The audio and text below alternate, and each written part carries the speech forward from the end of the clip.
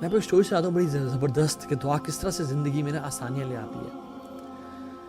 Doctor Ahmad بڑے famous doctor تھے. He used to لیو ان سعودی عربیہ, اور یہ دارالسلام نے ایک بک چھاپی ہے اسٹوریز آف ایکسیپٹیڈ پریئرز. اس میں غالباً ہاں دوسرے نمبر پہ یہ اسٹوری لکھی انہوں نے مینشن کی ہے. شارٹ کر کے کو بتاتا ہوں. تو he was invited to an international conference, اور وہ ان کی ایفرٹس کو ایکنالج کرنا چاہتی تھی جو انٹرنیشنل کانفرنس میں کہ doctor Ahmad was very he is expert, کہ ہم آپ کی جو خدمات ہیں in the field of medicine ہم آپ کو اپریشیٹ کرنا چاہتے ہیں. تو بہت سارے ملکوں کی ڈیلیگیشنز آ رہی ہیں and we really want to honour you and give you awards اور وہ سب. ہی فلیو فرام ریاض ٹو ابہا. راستے میں فلائٹ کا کوئی مسئلہ ہو گیا اور وہ طائف ایئرپورٹ پہ اتر گئی. نا جو عبد المالک مجاہد ہیں وہ یہ کہتے ہیں کہ میری بہت سوچنے کے بعد میرے مطابق وہ ریاض سے ابہا نکلے, اور راستے میں جس ایئرپورٹ پہ وہ رکے تھے وہ طائف کا ایئرپورٹ تھا. تو there was some technical fault in the flight, وہ طائف میں اتر گئی.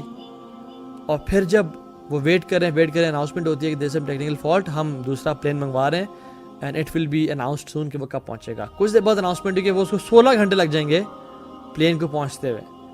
تو ہی واز اپسیٹ کہ یار میری آج رات کو ایوارڈ سیریمنی ہے, کانفرنس میں بنے جانے, جس میں انٹرنیشنل ڈیلیگیشنز آنے والی ہیں, تو this has been this was the time I have been waiting for all my life, اور یہ کیا کر رہے ہو یار آپ لوگ. کہتے سر وی کی ناٹ ہیلپ یو, کچھ بھی نہیں ہو سکتا, آپ فلائٹ اتنی ہی دیر میں آئے گی. ہاں آپ کہاں جانا چاہتے ہیں؟ انہوں نے کہا میں ابہا جانا چاہتا ہوں. تو انہوں نے کہا کہ اوکے یہاں سے تو کچھ گھنٹوں کی ڈرائیو ہے, آپ کیب پکڑیں اور آپ نکل جائیں. تو کہا دیٹس اے گڈ آئیڈیا. انہوں نے اپنا سامان لیا, وہ ٹیکسی میں بیٹھے نکلے. راستے میں قدر اللہ ما شاء فعل, اندھیرا, طوفان, بارش, and he lost his way. وہ اپنا راستے جب کھو گئے تو بھوک, پیاس اور نماز بھی انہوں نے پڑھنی تھی, تو انہوں نے رینڈملی کہیں گاڑی روکی اور عورت کا دروازہ کھولا اور کھٹکھٹایا, اور ایک بوڑھی عورت نکلی. تو انہوں نے کہا کہ ماں جی آپ کے پاس موبائل ہے, میں کال کرنا چاہتا ہوں. تو انہوں نے کہا بیٹا کیا بات کر رہے ہو, یہاں تو بجلی نہیں ہے, یہاں تو کوئی چارجنگ ہی نہیں ہے, ہم موبائل کیسے, ہم تو استعمال ہی نہیں کرتے, لیکن تم اندر آ جاؤ, تم بہت تھکے ہوئے لگ رہے ہو, تم کچھ میں کھلاتے پلاتی ہوں.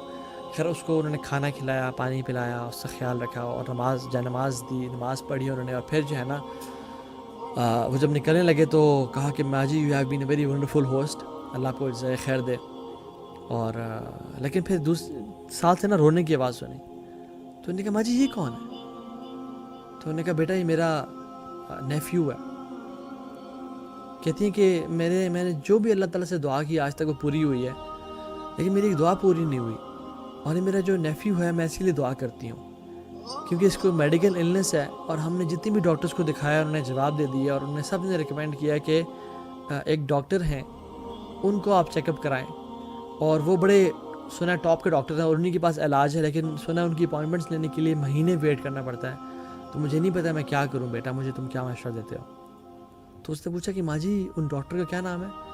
تو ماں کہتی ہیں ڈاکٹر احمد.